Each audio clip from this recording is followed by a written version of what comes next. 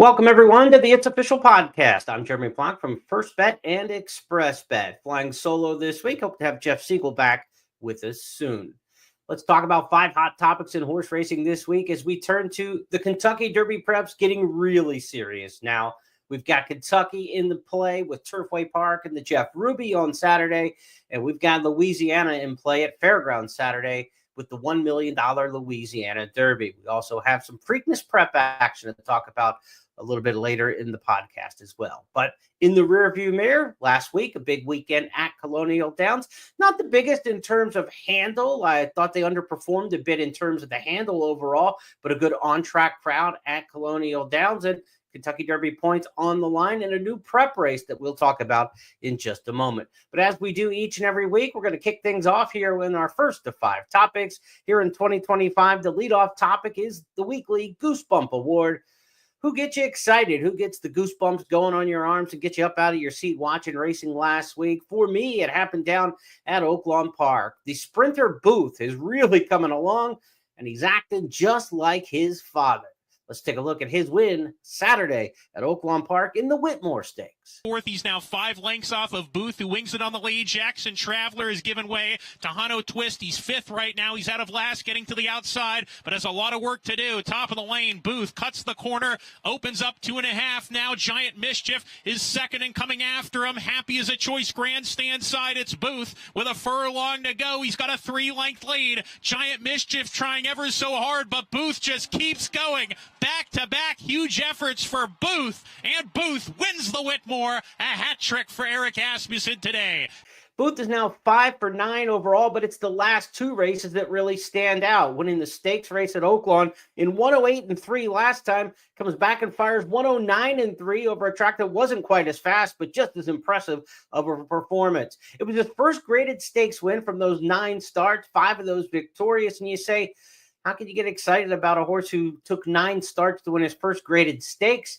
His sire, Matoli, who became a champion, also won his first stakes race in graded company in his 9th career start. Like father, like son, there's a lot to like about this one. Lightly raced son of Matoli. He's a 4-year-old Booth we're talking about. He raced twice at 2. He ran 4 times last year as a 3-year-old, and now has made 3 starts so far this year. 9 starts for the career. Oaklawn was the home for Matoli. He won 5 of 7 over that track. It looks like Booth loves it as well. We're going to see where he ends up next, but I wouldn't be surprised to see him in the Churchill Downs Handicap coming up Derby weekend at 7/8 of a mile. Booth, one to watch, and of course this week's Goosebump Award winner kicking off the program. Let's go to topic number 2 on the big board this week on It's Official. Piazza pops the NHC field. The National Horse Players Championship was last weekend in Las Vegas. The 3-day run, Friday, Saturday, and Sunday, was one almost wire to wire, almost a complete speed pop from Dan Piazza. Congratulations to that financial advisor from Chicago. He led day 1, he led day 2, and he led the final table all the way to the wire to win the $825,000 first prize. Cash and prizes totaling more than what? $4.8 million given away this past week at the NHC in cash and prizes. $3 million of that in cash. Congratulations, Dan Piazza.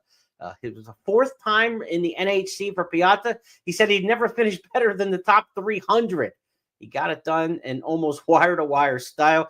He only lost the lead for a brief few races on opening day, but again, led by the end of the first day and led all of day 2 and day 3. Tom Boyd of New Jersey finished 2nd. Hats off to him. Ray Hassan of Minnesota finished 3rd. Couple Express Bet qualifiers. Hats off to the 5th and 6th place finishers. A complete look at the top 10 and the final table at the NHC. More than 800 entries were in the tournament from 623 individual players. The NHC wrapped up this weekend in Las Vegas. Again, congrats to the winner, Dan Piazza. He will win the Eclipse Award for Champion Horse Player for 2025, be honored in next January's Eclipse Awards. Well, the slogan is Virginia is for lovers, but last weekend it was for Lucas. Dwayne Lucas took the inaugural spring edition of the Virginia Derby last Saturday at Colonial Downs, and he did it with a horse named American Promise. not the kind of horse who going into the race really had you thinking Kentucky Derby aspirations. He had been beaten at Fairgrounds. He had been beaten at Oaklawn. Couldn't hit the board against stakes players there. But he was a different kind of horse on Saturday at Colonial Downs, up closer to a fast pace set by Getaway Car, the favorite. And he punched by that one and punched home impressively. Round the far turn, American Promise. American Promise has come on to take the lead, is wide on the track, but is in front by a length as they head for the quarter pole. Getaway Car, Irad has opened up the throttle, but he's back into second as they come to the top of the stretch. Render Judgment racing third, and Rapture is fourth. They're off the turn in the Virginia Derby. American Promise clear by 3 as they head for the final furlong. American Promise trying to pull the upset. Getaway Car has given way. Render Judgment, Omaha, the Virginia bred coming down the center, but American Promise has a 5-length lead, 100 yards to hold it. Now it's 6, and now it's 7. The Virginia Derby to American Promise. Final time of 1:46.41. Obviously a track record there, a rarely run distance, but the track was extremely fast. Look, different time of the year. You can see tracks play different based on weather conditions, track maintenance. Just a 3-day meet at Colonial in the spring, typically a summer meet where they run the bulk of their races on the turf course. So not a lot to get involved in terms of the track record, but it was a fast performance no matter what you say. 146 and change for a mile and an eighth, even around one turn is cooking. The track certainly moved them forward there. The thing I worry about when you take a look at American Promise's performance, it took 38.02 over the final 3 furlongs, especially a 13.39 final eighth of a mile. 38 is kind of that cutoff that you're looking for in the final rounds of preps for horses who can compete and win a Kentucky Derby. You want them to go sub 38, 38 max for the final 3 furlongs. Those are in 2-turn mile and an eighth races, typically we're talking about. So in a 1-turn mile and an eighth, you would expect him to come home a little bit better than that. And especially the last furlong, 13.39, slowing quite a bit. I mean, if you project that out over a mile and a quarter, you're looking at almost a 27-second final quarter. So he's going to have to finish a little stronger. He wasn't asked all the way through the wire by Nick Juarez, but he was only, pulled up, not even pulled up, but he only galloped through the wire the last few strides. So this is a horse who's got promise. He's a big horse. D. Wayne Lucas said he's 17 hands tall, and he's just kind of growing into his body and finally getting it. Well, the light bulb came on very quickly for this one, and it's not the first time we've seen that with the D. Wayne Lucas trainee over the years. Think back to 1999 for some of our younger listeners and viewers out there. You may not remember Charismatic, but certainly you heard about him. But during the 1999 season, Charismatic was not considered among the top players in the division at all. In fact, he was a former claimer. Went through races like the El Camino Real Derby. He didn't run well in the Santa Anita Derby. So Lucas gave him one last chance in the Lexington Stakes, and he just had a breakout performance in the Lexington where he ran through the wind, and it just all came together for him. For a horse like Charismatic and for a horse like American Promise, you can see the comparisons a little bit as we compare them by the numbers. Now, look, American Promise is a May 1 full by Justify, so he could be a little bit more of a late bloomer, even though he ran quite a bit last year at 2 and through the 3-year-old season right now. The barn for Wayne Lucas also has Innovator and Caldera. So the 89-year-old D. Wayne Lucas has won already for the Kentucky Derby, with American Promise picking up 50 points in the race at the Colonial Downs. He could get Innovator and Caldera there this weekend as they run in prep races as well. So Lucas at 89, still going strong. Congrats to him and the team, with American Promise winning the Virginia Derby, first time on the dirt, first time in the spring. That brings us to our Triple Crown tracker this week on It's Official. We'll stay in the 3-year-old division. Let's talk about the Kentucky Derby future pool. Future pool number 5 in the books now. And in Kentucky Derby future pool number 5, you take a look at the top 10 individual wagering interest from the public. Journalism at 5-1. Cornucopian getting a lot of play. We'll talk about him in just a little bit. But as you look through those horses, I look for a value play this time of year. I'm trying to find a horse twice the odds, I think, they'll be on Kentucky Derby Day. How about Luxor Cafe pushing almost 100-1? He's the Japanese horse who's going to run next in the Fakuro Stakes. And if he runs well in that race on March 29th and wins, he'll be the Japanese representative for sure in the Kentucky Derby, riding a winning streak. And he's an American Pharoah who I think has a lot of promise. He's one race away from the Kentucky Derby. And as well as Forever Young ran in last year's Kentucky Derby from Japan, you know the Japanese horses, if they come in with some decent credentials, are going to get bet a little bit this year. So if you like Luxor Cafe, and I do, I actually drafted him in my Triple Crown Fantasy League in the Media League earlier this year. So I'm rooting for him for sure.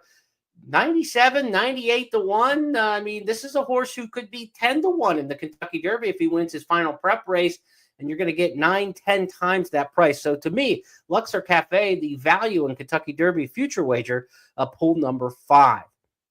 Now, coming up this week on the Triple Crown Trail, we've got the Louisiana Derby at Fairgrounds. We also have the Jeff Ruby coming up at Turfway, and at Laurel Park, we've got the Private Term Stakes on the Preakness Path.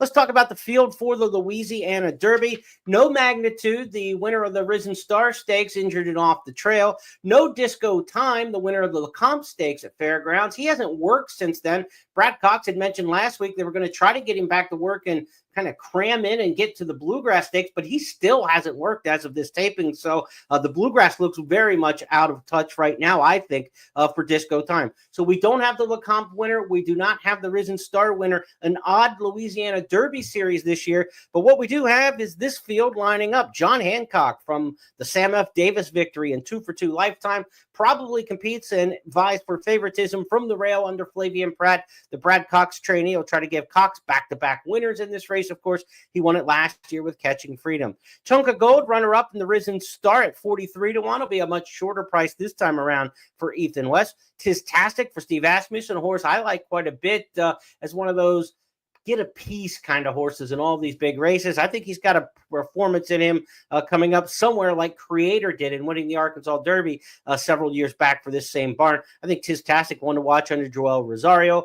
Yinzer, you got Caldera in there, runner-up in the Sunland Derby. Now, that Sunland Derby did not get flattered at all when Getaway Car ran poorly last week and tired in the Sunland Derby and going into the Colonial Downs race, the Virginia Derby. So I don't know, is Caldera's form not flattered as much? He has another week's rest where Getaway Car came back on 27 days rest. It'll be 34 days rest for Caldera, and that could be advantageous when you try to compare those two horses and try to see how they might shake out. I think Caldera may be a better horse than Getaway Car moving forward towards the Kentucky Derby, and the extra week of rest might help him here going into the Louisiana Derby. Built will vie for favoritism. He was 3-1 when third in the Risen Star. He was second in the Lecomte. He won the Gunrunner Stakes back in December, listed company to kick off this Louisiana Derby series. He'll be one of the favorites in there. Jose Ortiz, leading jockey at the meet, has the mount on Built. Vassimo comes back after a fourth in the Risen Star for Todd Pletcher, rounded out by Furio. Instant replay for Brad Cox,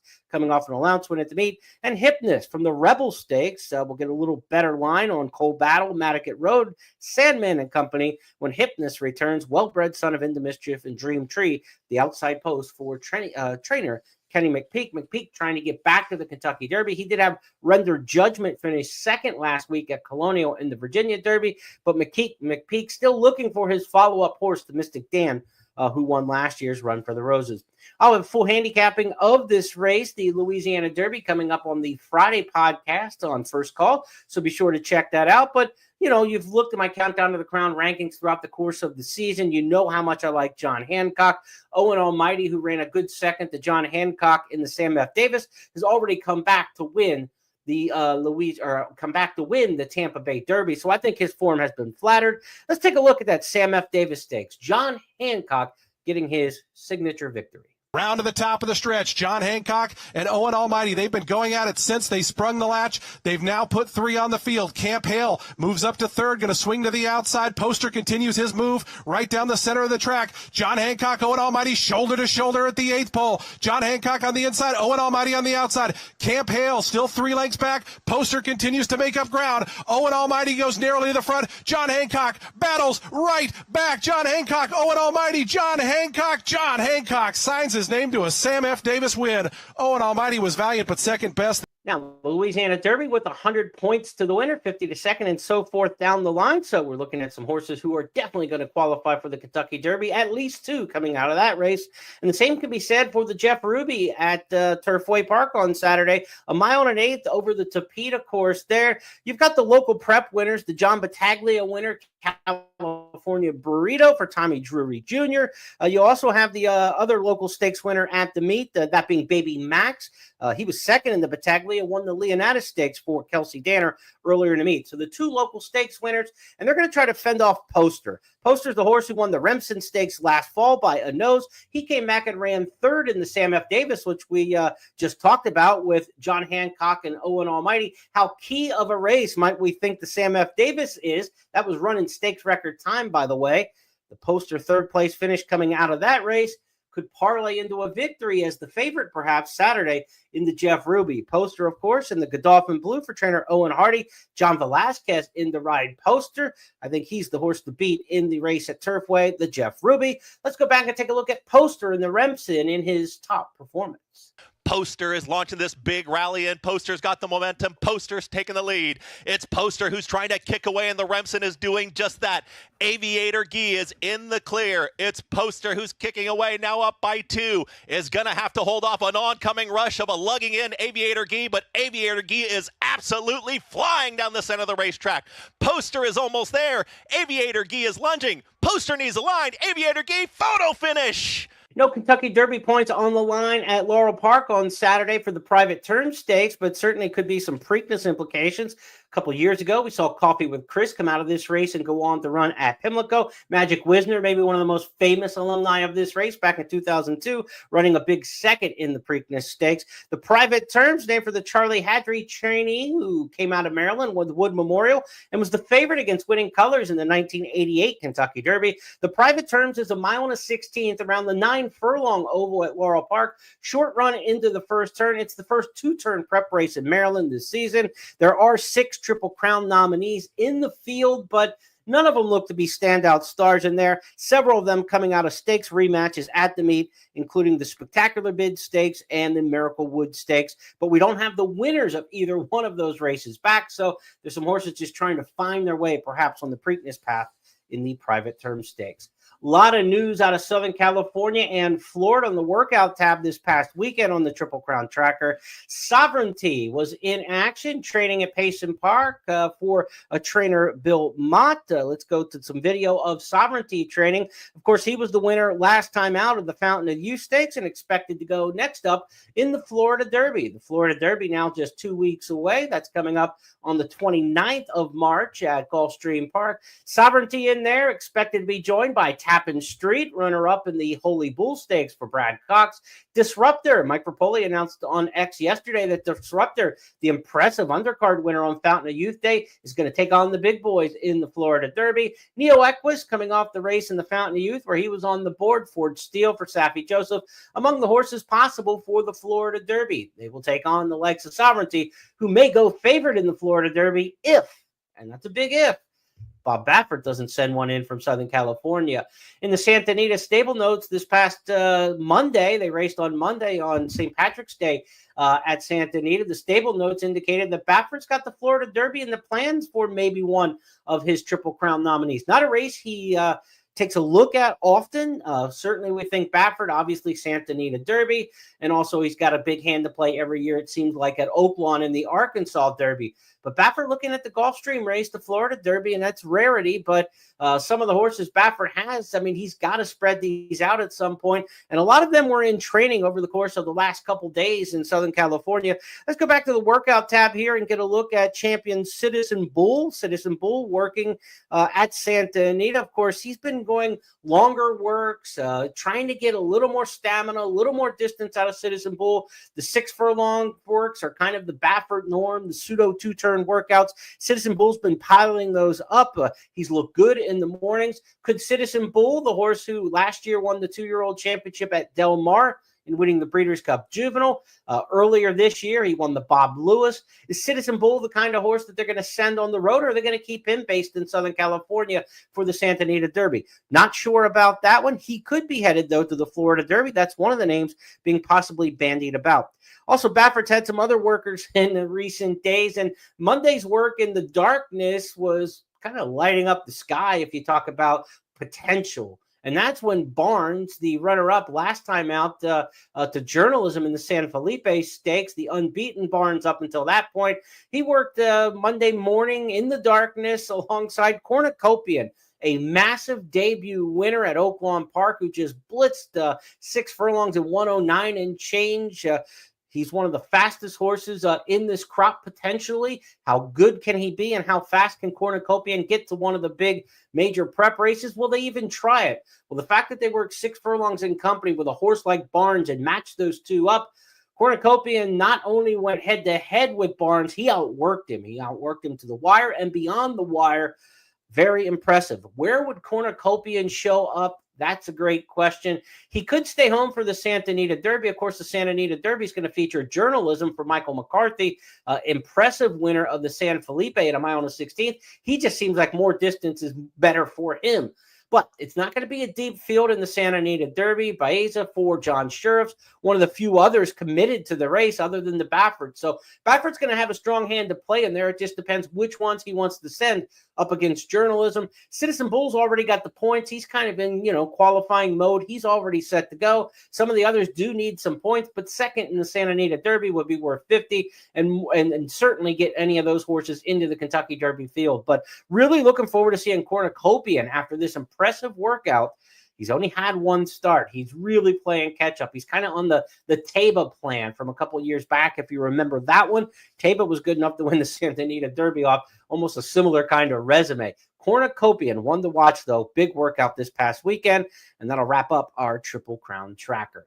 Now, let's talk about our star of tomorrow. Fifth and final topic this week on the It's Official podcast. We go to Gulfstream Park for a debut winner on Saturday. Victor Barbosa sent out the 3-year-old colt. Here comes Francis. 4-4 for a half mile. Could he have anything left here? Here comes Francis, an eighth of a mile from home and 3 lengths in front. Taking aim, Pursuit never sleeps, goes after him second. These two well clear of the others. Here comes Francis, needs a 16th more. Outside, Pursuit never sleeps, but a sharp display of speed from Here Comes Francis. He went down the road and a very nice run. Now, in a small field with all first-time starters, it's hard to judge what he beat. But 109.57, an outstanding performance by the son of Improbable. The second dam was Tar Heel Mom. You remember her for trainer Stan Huff. Really good sprinter, grade 2 winner of more than $800,000. So his grandma on the dam side, Tar Heel Mom, looks like a good sprint possibility here. Here comes Francis, our star of tomorrow for trainer Victor Barbosa. Look for him in a sprint stakes near you sometime soon. That'll wrap up our 5 topics this week on the It's Official podcast. We started off with the Goosebump Award, where Booth is looking a lot like his Papa Matoli after winning the Whitmore at Oaklawn Park. Piazza popped the NHC field. Dan Piazza led almost wire to wire, the day 1, day 2, and final table winner at the NHC National Horse Players Championship, and $825,000 in prize money going to Dan Piazza of Chicago. Virginia is for Lucas, not necessarily lovers, but he loved it in Virginia over the weekend when his American Promise shipped out of Oaklawn to win the first Virginia Derby run in the spring and garner 50 Kentucky Derby points, qualifying for the big dance. The Triple Crown tracker talked about the Kentucky Derby Pool 5 wagering and Luxor Cafe, one we're keeping an eye on there. We looked ahead to the Louisiana Derby field, the Jeff Ruby in the private terms, and also looked at a couple big workouts that had Florida Derby, Santa Anita Derby, and who knows what kind of prep race implications from both Sovereignty and the Baffert crew. And our stars of tomorrow. Here Comes Francis was this week's honoree, the grandson of the good sprinter Tar Heel Mom for trainer Victor Barbosa, winning Saturday at Gulfstream Park. Those 5 topics are now official because Jeff Siegel and I say so. That's the way we play the game here on It's Official. And I'll be back next week to do it all again with 5 more topics on the big board, sending out our best wishes to Jeff. Looking forward to seeing him back soon as we can. On behalf of everybody with First Bet and Express Bet, I'm Jeremy Plonk. Have a great day. We'll talk to you on Friday when we return for the first call. Handy.